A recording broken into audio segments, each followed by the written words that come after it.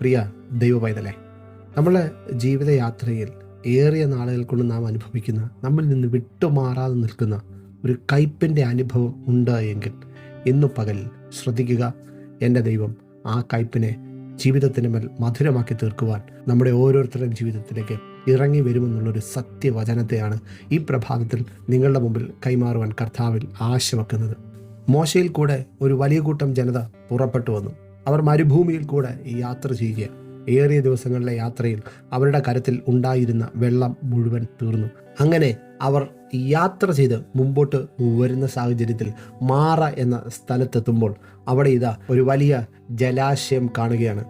വെള്ളം അവർ കണ്ടു. വെള്ളത്തിൻ്റെ ടേസ്റ്റ് കയ്പുള്ളത്. അനേക വ്യക്തിത്വങ്ങൾക്ക് വല്ലാത്ത അസ്വസ്ഥതകളുണ്ടായി.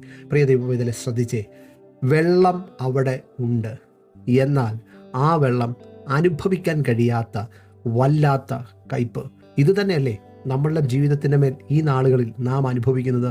നമ്മുടെ ചുറ്റുവട്ടങ്ങളെ നോക്കിക്കഴിഞ്ഞാൽ നമുക്ക് സ്വന്തമായി ഭവനമുണ്ട്, സ്വന്തമായി ജോലിയുണ്ട്, തലമുറകളുണ്ട്, എല്ലാ നന്മകളും, ഞാൻ പറയാത്തതായ പല നന്മകളും നമ്മുടെ കരത്തിലുണ്ട്.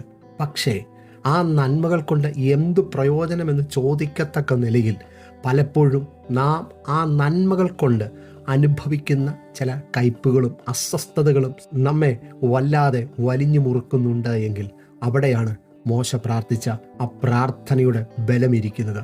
ആ പ്രാർത്ഥനയ്ക്കൊടുവിൽ കർത്താവ് ആ മോശയ്ക്ക് ആ കയ്പിനെ മാറ്റുവാൻ പാകത്തിനുള്ള ഒരു മരത്തെ കാണിച്ചു കൊടുക്കുകയും ആ മരം വെട്ടി വെള്ളത്തിലിടുകയും ആ കയ്പ് മധുരമുള്ള, ഏറ്റവും ശ്രേഷ്ഠമുള്ള വെള്ളമായി മാറി.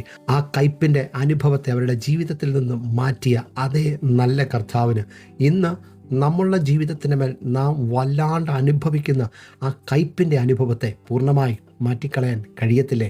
അതുകൊണ്ട് വചനത്തിൽ വ്യക്തമായി വിളിച്ചു പറയുന്നു, സാധുക്കളുടെ പ്രത്യാശയ്ക്ക് ഭംഗം വരികയില്ല. ഞാൻ വിളിച്ചപേക്ഷിക്കുന്ന നാളിൽ എൻ്റെ കർത്താവ് എനിക്ക് വേണ്ടി ഉത്തരം അരുളുന്ന ഒരു നല്ല നാഥനാണ്.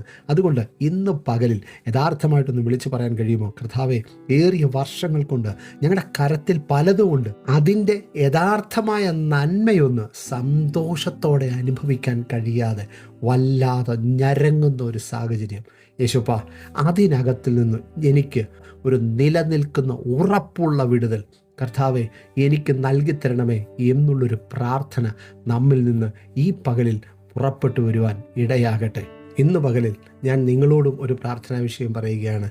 ഞാൻ കുടുംബജീവിതത്തിലേക്ക് പ്രവേശിച്ചിട്ട് ഇന്ന് ഒരു പുതിയ വർഷം കൂടെ തികയുകയാണ്. നിങ്ങൾ ഞങ്ങളെയും ഓർത്ത് പ്രാർത്ഥിക്കുക. കർത്താവ് നിങ്ങളെയും ധാരാളമായി അനുഗ്രഹിക്കട്ടെ. ആമേൻ.